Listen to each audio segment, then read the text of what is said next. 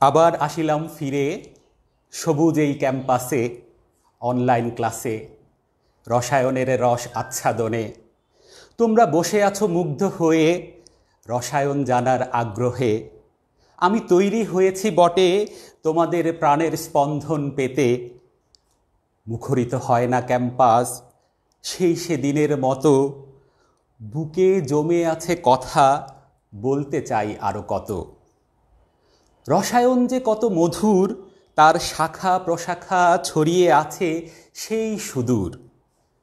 তুমি পড়ে থাকো যে এই মোবাইল নিয়ে, কিংবা পাখার বাতাসের স্নিগ্ধ পরশে, অথবা সকালের নাস্তার জ্যামজেলি আর পাউরুটিতে, সবখানেই আছে রসায়নের জাদু, যদি তা খুঁজে বের করতে পারো দাদু। আজ ৩৫ দিন পর, হ্যাঁ গুনে গুনে ৮৪০ ঘন্টা পর, গল্প শোনাবো বলে অপেক্ষা করেছি দীর্ঘক্ষণ। তাই তোমাদের সামনে নিয়ে এসেছি তড়িৎ রসায়ন। সুপ্রিয় ছাত্ররা, আমরা আজকে রসায়নের একটি নতুন অধ্যায়ের উপর আলোচনা করতে চাচ্ছি। আমার আজকের আলোচনার বিষয় হচ্ছে তড়িৎ রসায়ন। এটি তোমাদের প্রিটেস্ট পরীক্ষায় আছে, ৪র্থ অধ্যায়। তড়িৎ রসায়ন পড়ানোর আগে আমি তোমাদেরকে একটি ছোট্ট গল্প বলতে চাই। তোমরা এই করোনার আগে অনেক সময় স্টেডিয়ামে গিয়ে কেউ কেউ খেলা দেখেছো। ঢাকায় উত্তেজিত খেলা, বাংলাদেশ ইন্ডিয়া কিংবা বাংলাদেশ পাকিস্তানের খেলা দেখেছো। ডে নাইট ম্যাচ চলছে। রাতের বেলা অনেক সময় সবাই কি করে, তার মোবাইলের ফ্ল্যাশ লাইটটা দেয়। ফ্ল্যাশ লাইটটা দেওয়ার পর আমরা যারা টিভির স্ক্রিনের সামনে সেই খেলাটি দেখি, তখন কিন্তু খুব চমৎকার লাগে। সেই ফ্ল্যাশ লাইটগুলো মিটিমিটি করে জ্বলে। আচ্ছা, তাহলে এই যে ফ্ল্যাশ লাইটগুলো মিটিমিটি করে জ্বলে, যে চমৎকার একটি আবহ তৈরি হয়, সেই বিষয়টির সাথে দেখি তো আমার তড়িৎ রসায়নের কোনো সম্পর্ক আছে কিনা। দেখো, আমি উপরে একটি চিত্র এঁকে রেখেছি। এখানে ইলেকট্রন দেখা যাচ্ছে, নেগেটিভ চার্জযুক্ত, আর হচ্ছে ধনাত্মক নিউক্লিয়াস। এই টোটালটি হচ্ছে একটি কপারের তার। দেখো, বেচারা নিউক্লিয়াসের মন খুব খারাপ, সে তার নির্দিষ্ট জায়গায় বসে আছে, মন তার খুব খারাপ। কিন্তু ইলেকট্রনগুলো ওই ফ্ল্যাশ লাইটের মতো মিটিমিটি করে জ্বলে সে সামনের দিকে অগ্রসর হচ্ছে। এই যে ইলেকট্রনগুলো সামনের দিকে ফরওয়ার্ড হতে পারছে, এই ইলেকট্রনের ফরওয়ার্ড হওয়ার কারণেই এই কপারের তারটি তড়িৎ পরিবহন করতে পারে। তড়িৎ আর কিছুই না, ইলেকট্রনের খেলা। এই ইলেকট্রনেরই বিভিন্ন খেলা থেকে আমরা তড়িৎ প্রবাহ সম্পর্কে এই চ্যাপ্টারে জানব। তাহলে আমরা প্রথমে যে জিনিসটি দেখলাম, যে তড়িৎ প্রবাহের ক্ষেত্রে ধাতব পরিবাহীসমূহ তড়িৎ পরিবহন করতে পারে। এই ক্ষেত্রে কি হয়, ধাতব পরিবাহীর মধ্যে ধাতব বন্ধন বিদ্যমান। আর তোমরা জানো যে ধাতব বন্ধনের মধ্যে পরমাণুগুলোর যোজ্যতা স্তরে যেই সঞ্চারণশীল ইলেকট্রন আছে, এই যে সঞ্চারণশীল ইলেকট্রন, এই ইলেকট্রনগুলো কি করতে পারে, সবসময় সঞ্চারণশীল থাকতে পারে। আর এদের এই সঞ্চারণশীলতার কারণে আমার কি খাওয়া যায়, আমার কোনো তড়িৎ পরিবহন করা যায়। যেমন ধরো, তুমি এখন যে ফ্যানটা চালিয়েছো এই ক্লাসটি শোনার জন্য, তুমি যখন ফ্যানের সুইচটি অন করেছো, তোমার এই ফ্যানের সাথে তোমার বাসায় দেয়ালের ভিতরে কপারের তার আছে। এই কপারের তার দিয়ে তুমি যখন সুইচটি অন করলে, তখন কি হয়েছে, এই যে মুক্ত ইলেকট্রনগুলো, সঞ্চারণশীল ইলেকট্রনগুলো, এই ইলেকট্রনগুলো কিন্তু পরিবাহিত হয়ে ফ্যানের ক্যাপাসিটরের মধ্যে গিয়েছে, সেটার মধ্যে একটা ধাক্কা দিয়েছে, যান্ত্রিক শক্তিতে রূপান্তরিত হয়েছে। এভাবে তোমার মাথার উপরে এখন ফ্যানটি চলছে। তাহলে তড়িৎ পরিবহনের ক্ষেত্রে অন্যতম একটি মাধ্যম হচ্ছে এই ধাতব পরিবাহীর তড়িৎ পরিবাহিতা। এছাড়া তোমার অধাতুর মধ্যে একটি পদার্থ আছে, সেও তড়িৎ পরিবহন করতে পারে। সেটি কি? সেটি হচ্ছে কার্বনের একটি রূপভেদ, যাকে বলা হয় গ্রাফাইট। তোমরা সবাই জানো যে গ্রাফাইটের মধ্যে তোমার কার্বনের বাহিরে sp2 সংকরণ হয়। আমরা কার্বনের যদি উত্তেজিত অবস্থায় ইলেকট্রন বিন্যাসটি দেখি, আচ্ছা আমি একটু এই পাশ থেকে লিখি, কার্বনের উত্তেজিত অবস্থার ইলেকট্রন বিন্যাসটির দিকে যদি আমরা তাকাই, তাহলে সেটি দেখতে অনেকটা এই রকম। এখন এই জায়গায় কার্বনের যে সংকরীকরণটি হয়, সেটি হচ্ছে কি sp2 সংকরীকরণ। এই যে এখানে একটি মুক্ত ইলেকট্রন থাকে, এই মুক্ত ইলেকট্রনটি কি করছে? তড়িৎ পরিবহনে সহায়তা করে। তার মানে অধাতুর মধ্যে গ্রাফাইট হচ্ছে তড়িৎ পরিবহন করে থাকে, আর সকল ধাতু ধাতব পরিবাহী হিসেবে কাজ করে। তাহলে আমরা একটা বিষয় বুঝলাম যে কারা তড়িৎ পরিবহন করে। এবার আমরা আরেকটি বিষয় বোঝার চেষ্টা করি যে আর কে তড়িৎ পরিবহন করে। দেখো, সেটি বোঝার আগে আমি আরেকটি ছোট্ট কথা মনে করিয়ে দিই। এই বছর ফেব্রুয়ারি মাসে চাঁদপুর সরকারি কলেজে ভলিবল খেলা হচ্ছিল, সুপার ফোরের খেলা, কেমিস্ট্রি সুপার ফোরে উঠেছে। তখন কিন্তু একাদশেরও ক্লাস চলছিল, অর্থাৎ তোমারও ক্লাস চলছিল। সেই দোতলায় যখন তোমাদের ক্লাস হচ্ছে, পাশেই ভলিবল খেলা হচ্ছে। একদিন হলো কি 11:15 ক্লাস, রসায়নের ক্লাস। আমি যাচ্ছি, তখন সুপার ফোরের রসায়নের সাথে হচ্ছে অ্যাকাউন্টিংয়ের সুপার ফোরের খেলা।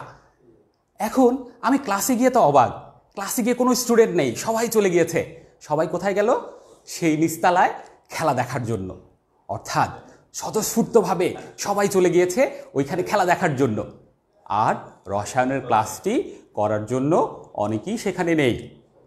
মনে মনে কিন্তু আমিও একটু খুশি হয়েছি, চুপি চুপি বলে রাখি। এখন এইখানে বিষয়টি আসলে কি ছিল? বিষয়টা হচ্ছে কিছু কাজ মানুষ স্বতঃস্ফূর্তভাবে করে, আবার কিছু কাজ মানুষ জোরপূর্বক করাতে হয়, মন থেকে করতে চায় না। ঠিক আছে? এখন এই কেমিস্ট্রির ক্ষেত্রেও কিছু কিছু পদার্থ আছে যারা স্বতঃস্ফূর্তভাবে বিয়োজিত হয়। তাদেরকে যখন কোনো দ্রাবকের মধ্যে যুক্ত করা হয় অথবা তাদেরকে যখন লিকুইড ফর্মে রাখা হয়, তারা স্বতঃস্ফূর্তভাবে তখন বিয়োজিত হয়, ওই যে সেই ভলিবল খেলা দেখার মতো। আবার কিছু কিছু পদার্থ আছে যাদেরকে অনেক কষ্ট করে আয়নিত করতে হয়, তারা এমনি খুব একটা আয়নিত হতে চায় না। তার মানে ধাতব পরিবাহীর পরে পরিবহন ক্ষমতা আছে কাদের? কিছু কিছু যৌগের।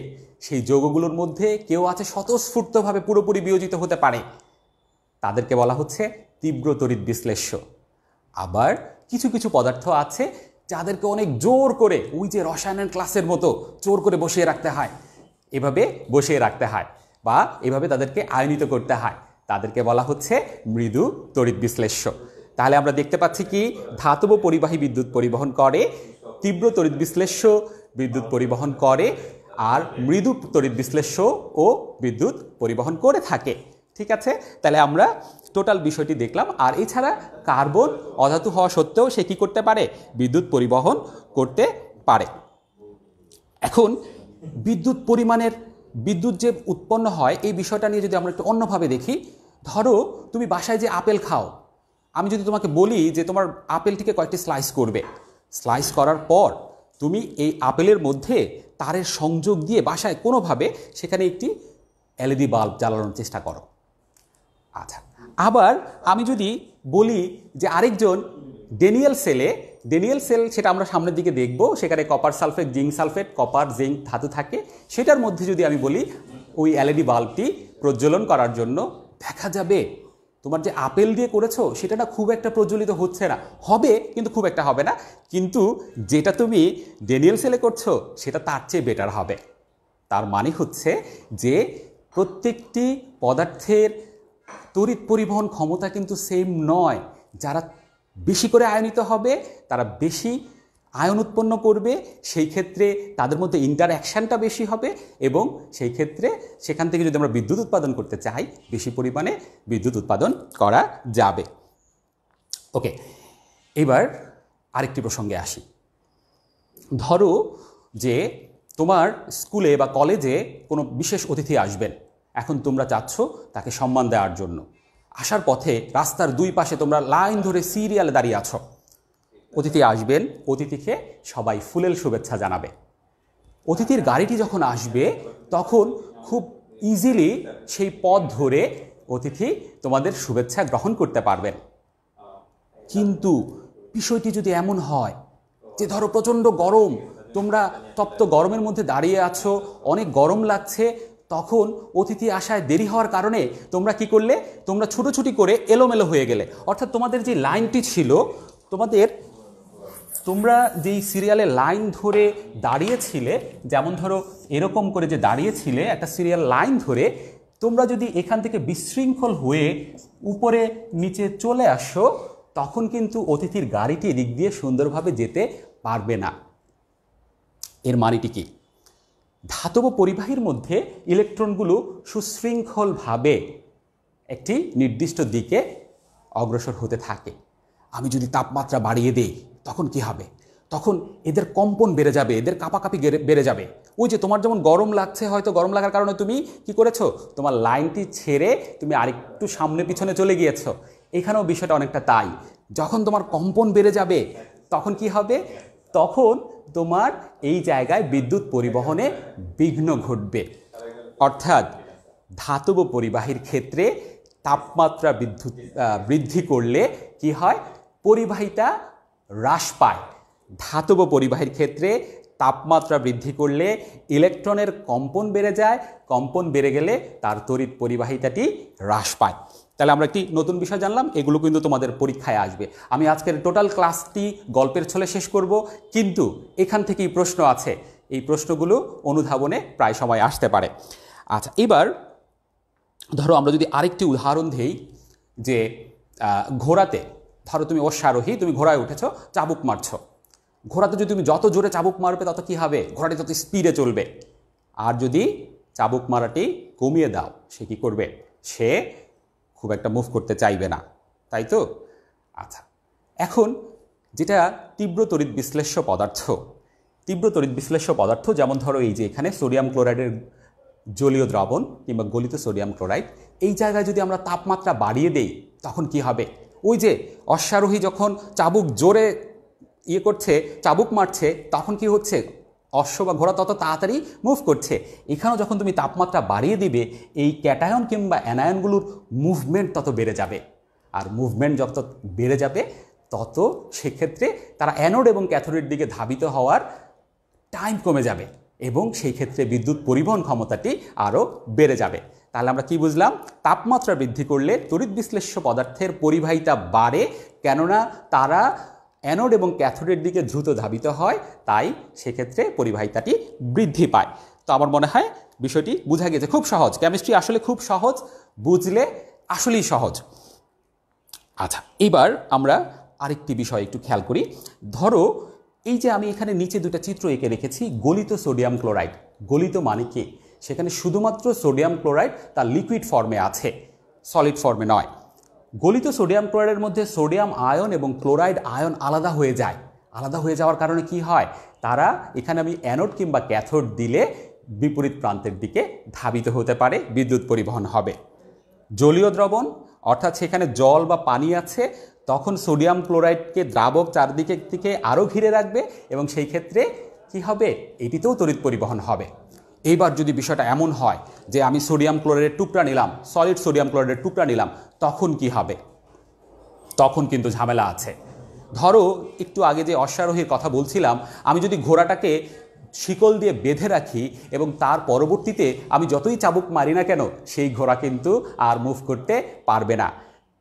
তার মানে সোডিয়াম ক্লোরাইড যদি সলিড ফর্মে থাকে তখন সেখানে একটা ত্রিমাত্রিক বিন্যাস হয় ক্যাটায়ন এবং অ্যানায়নের মধ্যে। সোডিয়াম আয়ন, ক্লোরাইড আয়ন, এরা একটা সুনির্দিষ্ট ত্রিমাত্রিক বিন্যাসে বিন্যস্ত থাকে। এক্ষেত্রে প্রতিটি সোডিয়াম আয়ন 6টি ক্লোরাইড আয়নের সাথে এবং প্রতিটি ক্লোরাইড আয়ন 6টি সোডিয়াম আয়নের সাথে বিন্যস্ত হয়ে থাকে। তার মানে ওই সলিড সোডিয়াম ক্লোরাইডের মধ্য দিয়ে আমরা যদি অ্যানোড ক্যাথোড স্থাপন করে বিদ্যুৎ পরিবহনের চেষ্টা করি, সেটি সম্ভব নয়। অর্থাৎ যেসব পদার্থ তড়িৎ বিশ্লেষণ করে সে সকল পদার্থ যদি সলিড ফর্মে থাকে তখন কিন্তু তাদের থেকে মুক্ত আয়ন তৈরি হয় না, তাই সেখানে বিদ্যুৎ পরিবহন করা সম্ভব নয়। আশা করি বিষয়টি বুঝতে পেরেছ। এবার আমরা অন্য একটি উদাহরণে যাচ্ছি। ধরো তোমার পরীক্ষার হলে আছো তুমি।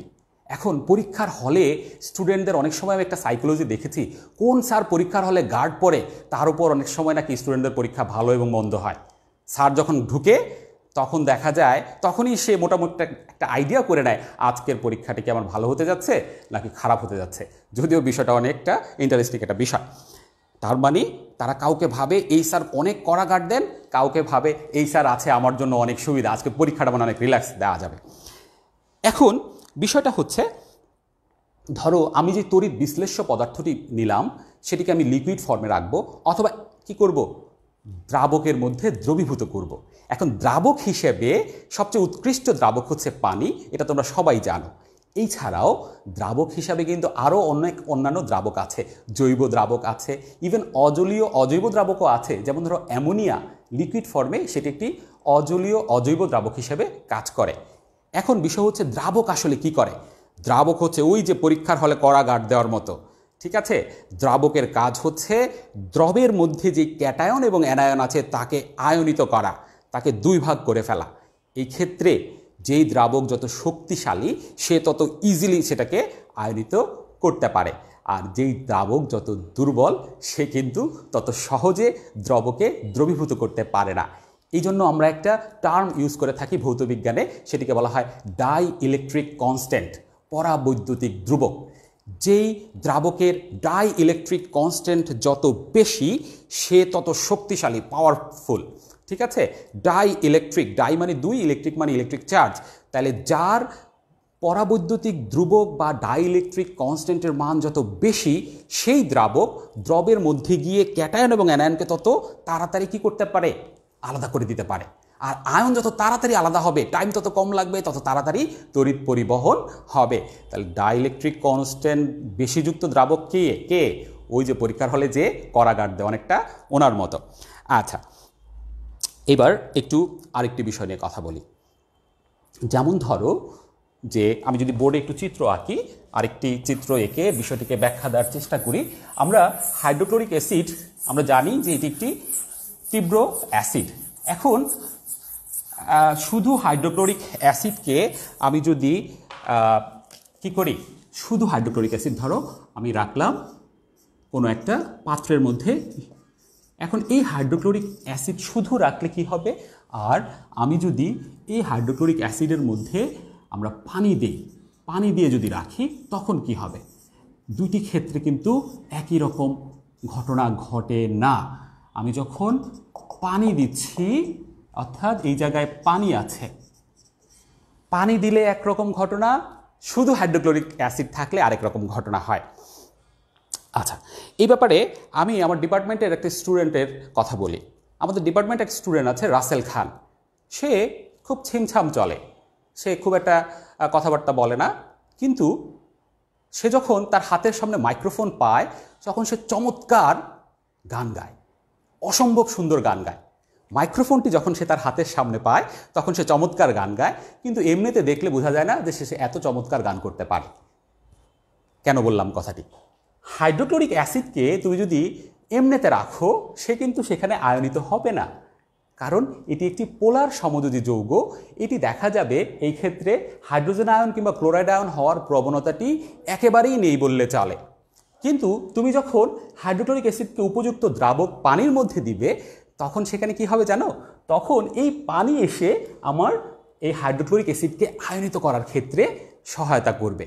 তার মানে হচ্ছে যে পোলার সমযোজী যৌগগুলো অনেক সময় তড়িৎ পরিবহনের আগ্রহ না দেখালেও যখন উপযুক্ত দ্রাবকে দেওয়া হয় তখন তারা আয়নিত হয়ে তড়িৎ পরিবহনের জন্য সহায়তা করে।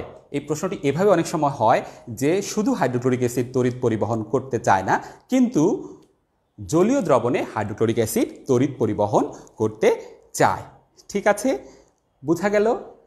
ওকে, এবার আমরা হাইড্রোক্লোরিক অ্যাসিড পরিবর্তে আমরা আরেকটু উদাহরণ দিই সালফিউরিক অ্যাসিডের। দেখি সালফিউরিক অ্যাসিডের ক্ষেত্রে ঘটনাটা কি দাঁড়ায়। সালফিউরিক অ্যাসিডের আমরা দুইটি পাত্র নেই, দুইটি পাত্র আমি লিখছি, খেয়াল করো। আমরা সালফিউরিক অ্যাসিডের এখানে একটা পাত্র নিলাম যেটার মধ্যে হাইড্রোজেন আয়ন, সালফেট আয়ন তৈরি হচ্ছে।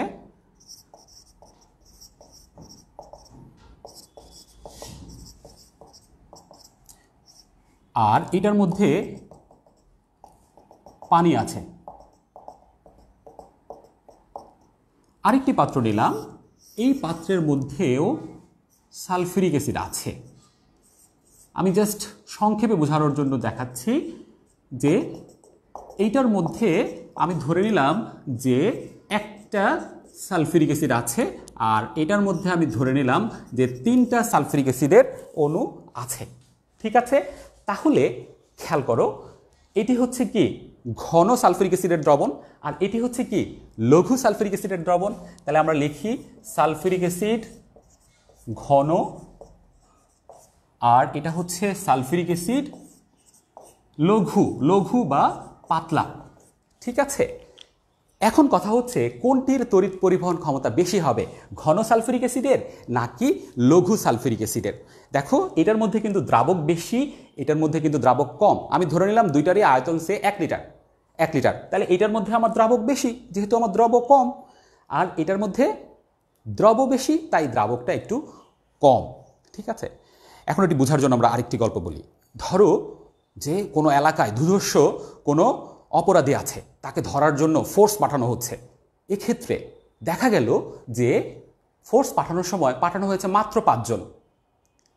আবার ধরো আরেকদিন ওকে আর ধরা যায়নি, আরেকদিন কি করা হলো, সেম অপরাধীকে ধরার জন্য 30 জন পুলিশের ফোর্স পাঠানো হলো।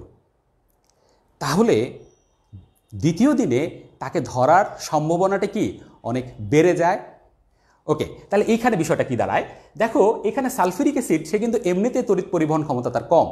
যখন আমি দ্রাবক বেশি পরিমাণে দিব, মানে ফোর্স এখানে বেশি, তাহলে বেশি ফোর্স দিলে সেখানে কি হবে, সেই ফোর্স গিয়ে সালফিউরিক অ্যাসিডকে হাইড্রোজেন আয়ন এবং সালফেট আয়নে 2 ভাগ করে ফেলবে। তাহলে যখন সে 2 ভাগ করে ফেলবে তাহলে সে তাড়াতাড়ি আয়নিত হবে। আর এটার ক্ষেত্রে ফোর্সের পরিমাণ কম, সালফিউরিক অ্যাসিডের পরিমাণ বেশি, তাই এটা কম আয়নিত হবে। তাহলে প্রশ্নটি কি দাঁড়ালো, ঘন সালফিউরিক অ্যাসিডের চেয়ে লঘু সালফিউরিক অ্যাসিড বেশি তড়িৎ পরিবহন করে কেন? ঠিক আছে, লঘুতে দ্রাবক বেশি, ফোর্স বেশি, তাই সেটা তাড়াতাড়ি 2 ভাগ করে ফেলা যায়। ওকে, তাহলে আমরা এটা বুঝতে পারলাম। এবার আমরা সালফিউরিক অ্যাসিডের পরিবর্তে অন্য একটি উদাহরণ দিই। ধরো সোডিয়াম ক্লোরাইডের উদাহরণ দিই। খেয়াল করো দুইটা 2 রকম, কেন 2 রকম সেটিও আমি আজকে একবারে পরিষ্কার করে দিব। সোডিয়াম ক্লোরাইড, আমি এখানেও ধরো 3টা সোডিয়াম ক্লোরাইড দিলাম,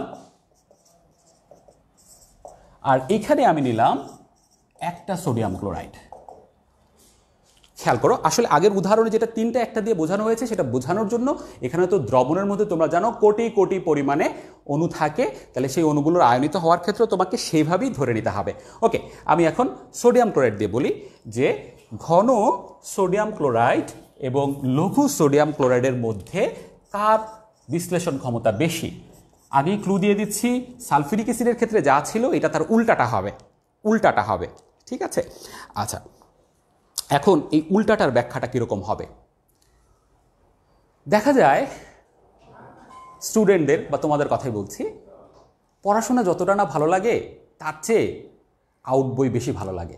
অনেকেই আছে বই পড়তে যতটা না আগ্রহ প্রকাশ পায়, উপন্যাসের বই পড়তে তার চেয়ে অনেক বেশি আগ্রহ থাকে তার। ঠিক আছে, অনেকেই আছে প্রচুর উপন্যাস পড়ে। কিছুদিন আগে রসায়নের অধ্যাপক প্রয়াত হুমায়ুন আহমেদ স্যারের মৃত্যুবার্ষিকী গেল, তো এই হুমায়ুন আহমেদ স্যারেরও অনেকেই আছেন যে যারা প্রচুর বই পড়তে চায়।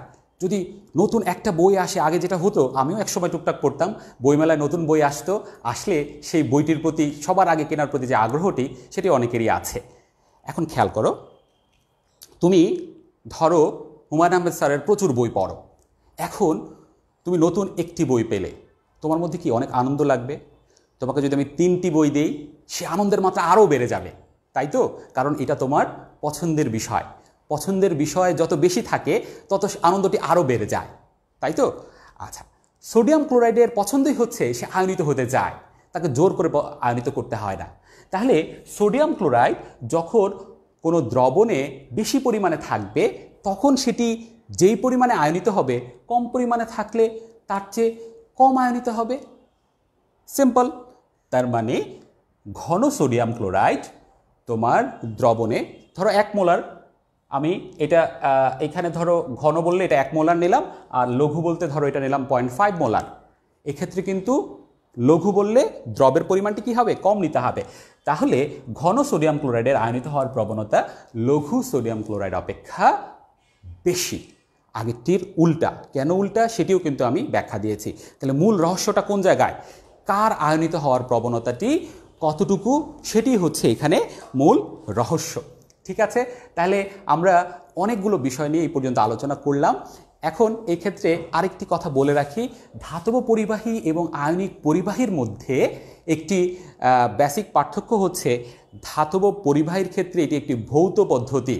অর্থাৎ এই যে ইলেকট্রন যেটা ফ্লো হয়, আমি প্রথমে যেটি দেখিয়েছিলাম, এই ইলেকট্রনের ফ্লো থেকে কিন্তু এমন হয় না যে ইলেকট্রন নিঃশেষ হতে থাকে, সেটি একটি লুপ তৈরি করে। একটা নির্দিষ্ট জায়গার মধ্যে সেই ইলেকট্রনটি মুভ করতে থাকে, মুভ করার মাধ্যমে তোমার যেই ফ্যান আছে সেই ফ্যানের পাখাটি চলছে। ঠিক আছে, কিন্তু যেটা আয়নিক পরিবাহী, সেই আয়নিক পরিবাহীর মধ্যে কিন্তু কি হয়, রাসায়নিক পরিবর্তন হয় আয়নিক পরিবাহীর মধ্যে। তাহলে বেসিক পার্থক্য, ধাতব পরিবাহীতে ভৌত পদ্ধতি, আয়নিক পরিবাহী হচ্ছে একটি রাসায়নিক পদ্ধতি। আয়নিক পরিবাহীর মধ্যে আরও দুইটা ভাগ আছে, তড়িৎ বিশ্লেষ্য থেকে রাসায়নিক, তড়িৎ শক্তি থেকে রাসায়নিক শক্তি পাওয়া যায়, এটি একটি আছে। আবার আরেকটি আছে রাসায়নিক শক্তি থেকে তড়িৎ শক্তি পাওয়া যায়, ওই যে বাতি জ্বালানোর মতো যেটা ডেনিয়েল সেলে আছে। আর তড়িৎ শক্তি থেকে রাসায়নিক শক্তি পাওয়া যায়, যেমন ধরো সোডিয়াম ক্লোরাইডের গাঢ় জলীয় দ্রবণ কিংবা গলিত সোডিয়াম ক্লোরাইডের তড়িৎ বিশ্লেষণ। এগুলো নিয়ে আমরা সামনে ক্লাসগুলোতে পড়ব। আরেকটি কথা বলে রাখি, এইখানে আমরা দেখতে পাবো যে অ্যানোডে সব সময়ই জারণ হয়, সব সময় অ্যানোডে জারণ হয়, সেটা তোমার তড়িৎ বিশ্লেষণ পদ্ধতি হোক অথবা তোমার গ্যালভানিক কোষ হোক, সব সময় অ্যানোডে জারণ হয়। আর ক্যাথোডে সব সময় বিজারণ হয়। জারণ মানে হচ্ছে ইলেকট্রনের ত্যাগ, বিজারণ মানে হচ্ছে ইলেকট্রনের গ্রহণ। আর আরেকটা গোপন কথা বলে যাই, অ্যাকচুয়ালি আয়নের মাধ্যমেও যেই তড়িৎ পরিবহন হয়, সেক্ষেত্রেও কিন্তু আসলে ওই আয়ন থেকে ইলেকট্রনই প্লাস মাইনাস হয়, অন্য কোনো বিষয় এক্ষেত্রে হয় না। তার মানে প্রথমে যে কথাটি বলেছিলাম, তড়িৎ রসায়ন মানে হচ্ছে ইলেকট্রনেরই যত সব খেলা। এক্ষেত্রে আমরা ইলেকট্রন নিয়েই আসলে মেনলি কাজকর্ম করে থাকি। ঠিক আছে, তাহলে অনেক কথা বললাম। আজকের গল্পে গল্পে কথাগুলোর মধ্য থেকে অনেকগুলো বিষয় আছে, তোমরা অবশ্যই বাসায় সেই বিষয়গুলো আবার দেখার চেষ্টা করবে। তড়িৎ রসায়নের রাজ্যে শুধু চার্জের ভেলা, ভার্চুয়াল জগতে বসে তোমরা দেখতে থাকো তার খেলা। ধন্যবাদ।